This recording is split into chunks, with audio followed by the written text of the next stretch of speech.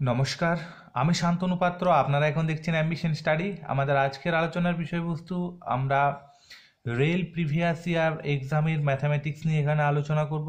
বিশেষ করে সবগুলোই 2012 সালের প্রশ্ন। 2012 সালের প্রশ্নপত্র হয়ে গেলে আমরা রিসেন্ট যে এক্সাম হয়েছে সেই সমস্ত ম্যাথামেটিক্সের প্রশ্ন নিয়ে আলোচনা করব। আজকে আমাদের যে পার্ট বা আমরা বিগত যে পার্টগুলোতে আলোচনা করেছি সবগুলোই কিন্তু লাভ এবং ক্ষতির উপর, প্রফিট এবং লস সব থেকে যেটা ইম্পর্টেন্ট সেটা দিয়েই শুরু করেছি। এখানে আমাদের 10 নম্বর প্রশ্ন দেখে নিন। রবি প্রতি টাকায় 2টি করে টফি কিনে এবং প্রতি টাকায় 5টি করে বেচে তার লাভ বা ক্ষতির শতকরা হার কত? এটা এসেছে গ্রুপ ডি 2012-তে।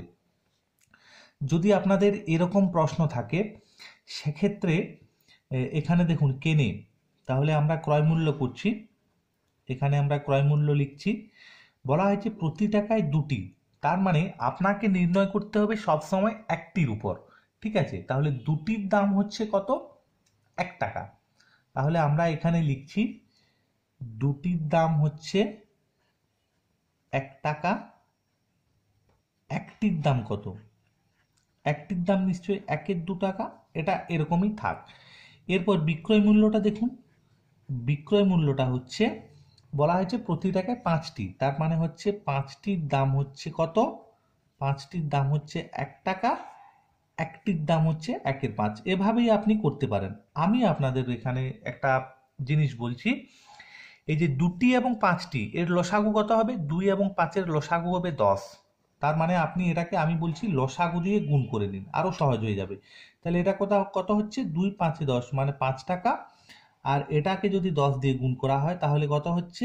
এটা হচ্ছে 2 টাকা।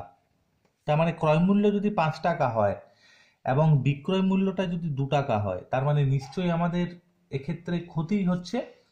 তাহলে ক্ষতির শতকরা হারটা কত? ক্ষতির শতকরা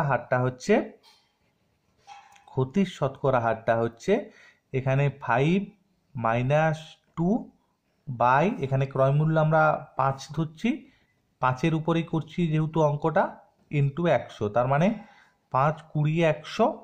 আর এখানে হচ্ছে 5 - 2 মানে 3, মানে হচ্ছে 60%। তার মানে আপনার ওই যে ভগ্নাংশর যে একটা জটিল প্রসেস আসার কথা ছিল সেটা আপনার আসবে না। তাই এটাকে আপনার লসাগু দিয়ে গুণ করে নিন, সব থেকে সহজভাবে এটা করা যাবে। তাহলে পরবর্তী প্রশ্ন দেখুন। রমেন একটি গিজার ধার্য মূল্যের 9/10 দামে কেনে এবং ধার্য মূল্যের থেকে 8% বেশি দামে বিক্রি করে, লাভের শতকরা হার কত? এটাও গ্রুপ ডি এক্সাম 2012-তে কিন্তু এসেছে। ঠিক আছে, আমরা এটা কিভাবে করব? এটাকে সর্বপ্রথম আমরা, যেহেতু ধার্য মূল্যটা আমরা জানি না, আমরা ধার্য মূল্যটাকে ধরে নিচ্ছি।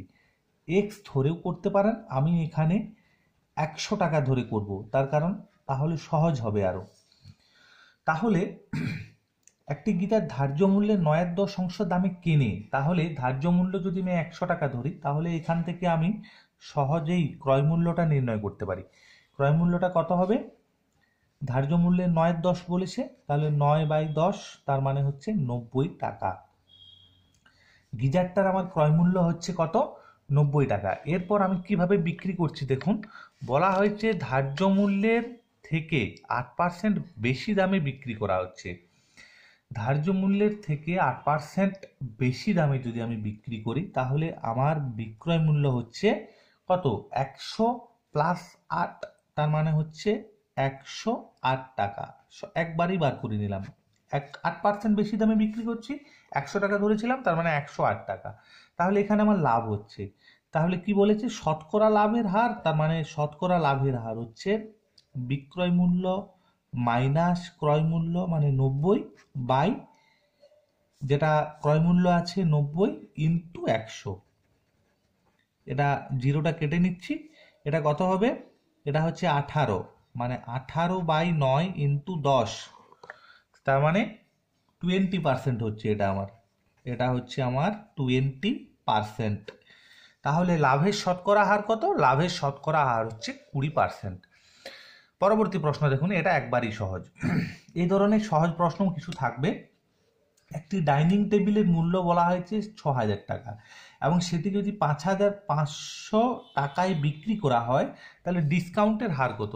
এখানে ডিসকাউন্ট মানে আপনাকে ক্ষতির হারটাই নির্ণয় করলে আপনার ডিসকাউন্টের হার নির্ণয় হয়ে যাবে।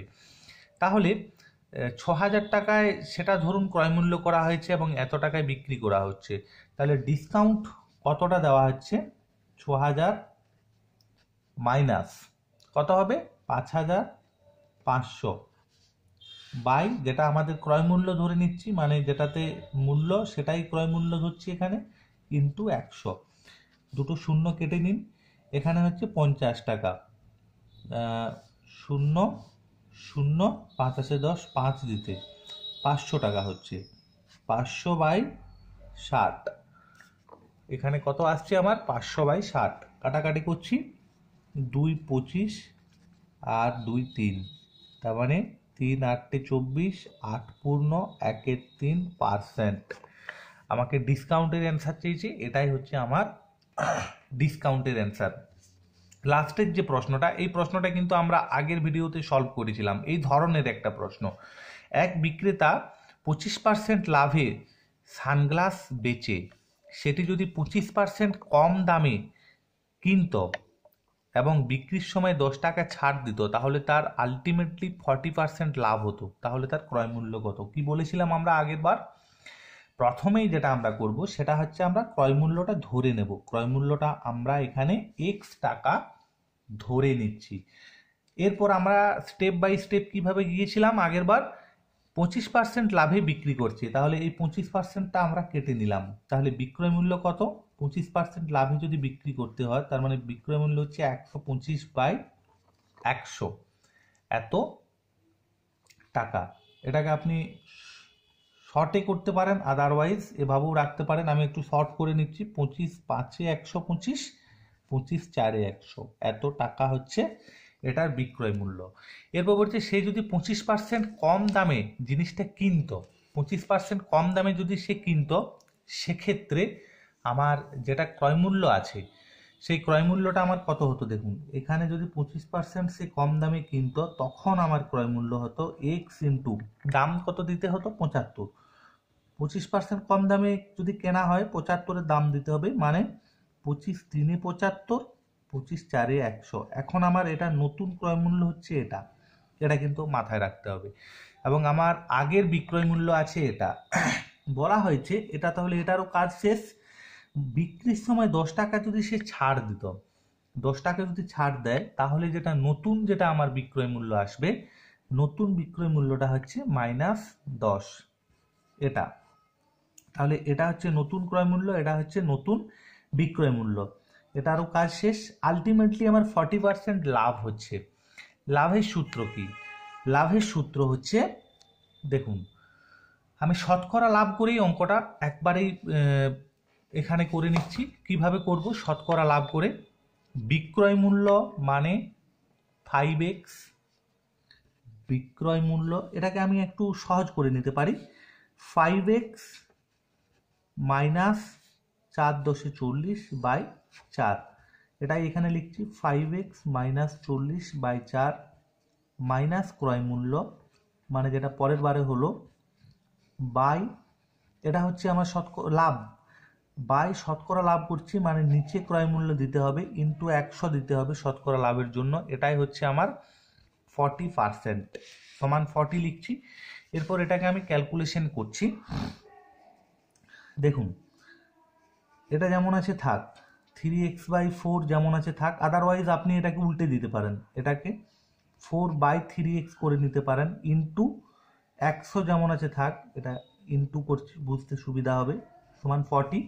এটা যদি 4 লসাগু হয়, এটাকে খুব সূক্ষ্মভাবে 4 লসাগু করছি, আচ্ছা নিচেই লিখছি, এখানে হচ্ছে 5x মাইনাস 40 মাইনাস 3x, তার মানে কত হবে? 2x, 5x এর সাথে যদি 3x বিয়োগ হয় 2x, মাইনাস কত হয়? মাইনাস 40। এই 4-এর সাথে 4 কাটুন, ঠিক আছে, এই শূন্যের সাথে শূন্য কাটুন, 2 2 4, 2 5 10, উপরটাতে কত হচ্ছে? 5 আছে, তার মানে এটাকে গুণ করুন, 5 2 10x, 5 4 20, মানে 200, আর এটা হচ্ছে 3×2 6x।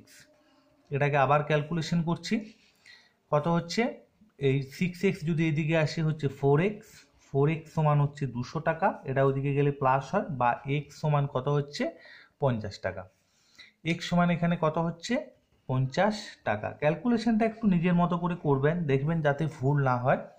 এবং আমরা আপনাদের আগের বারেই বলেছিলাম যে এটার কিন্তু একদমই সহজ, একবারেই এক লাইনে সহজ মেথড কিন্তু এটা নেই। এটাকে আপনাকে 9-10-এর অঙ্ক যেমনভাবে করতেন সেভাবেই করতে হবে। কিভাবে করলাম, ক্রয়মূল্য ধরেছি, ক্রয়মূল্য যদি কমিয়ে দেওয়া হয় নতুন ক্রয়মূল্য, বিক্রয় মূল্য আমরা নির্ণয় করেছিলাম 10 টাকা কম দাম দিচ্ছি তাহলে -10, এটা হচ্ছে নতুন বিক্রয় মূল্য, এই জায়গাটা হচ্ছে নতুন বিক্রয় মূল্যের।